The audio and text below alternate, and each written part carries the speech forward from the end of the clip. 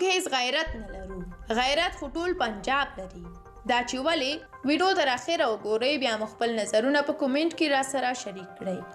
کله مې چې د ملا عبدالسلام ضعیف کتاب لوستو هغه ځای ته ورسېدم کوم ځای کې چې د خپل ګرفتارۍ او بې عزتۍ کیسه کوي. په لوستلو مې وینه جوش کړې وه.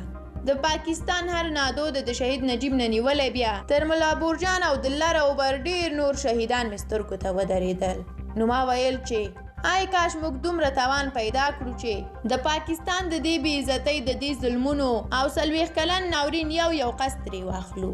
نو د جمهوریت او قوي نظام پورې مې هیلې تړلې وې. خو اوس راته معلومه شوه چې موږ هسې لافې د غیرت وهو. موږ هیڅ غیرت نه لرو. غیرت پنجابي لري چې د خپل یو کلیوال اسکر قصد هم اخیستی شي. د افغانستان 4 نظامه یې ړنګ کړل. داود خان جمهوری نظام نه نیولی بیا د ډاکټر نجیب د ملا عمر په مشرۍ د طالب او اشرف غني په مشرۍ دا ټول پاکستان ړنګ کړل او د راتلونکي نظام حال هم همداسې درواخلی ځکه د مخه یې داعش ورته لړزولی دي. یو وارې مجاهدین وسیله کړل دا وار طالب وسیله شو چې خپل وطن او غیرت یې ورته لیلام کړی. آیا اوس به هم داسې نر پیدا شي چې د طالبانو د پخواني سفیر عبدالسلام ضعیف او د جمهوریت د سفیر لور سلسله علیخیل قصد ترې واخلي؟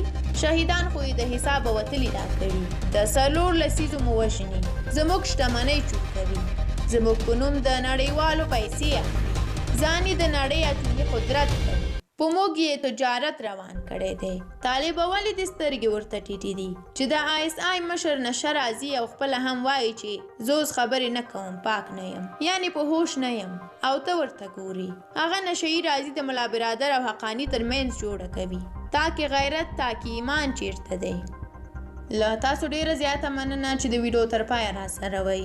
دا چې د پاکستان د ISI مشر راتګ د ډیرو افغانانو غبرګونونه راپارولي دي په دې اړه تاسو څه ویل غواړئ؟ خپل نظرونه را سره کولی شئ په کومنټ کې شریک کړئ. تر بیا او بلې ویډیو زموږ د سوله افغان یوټیوب چینل سره پاتې شئ.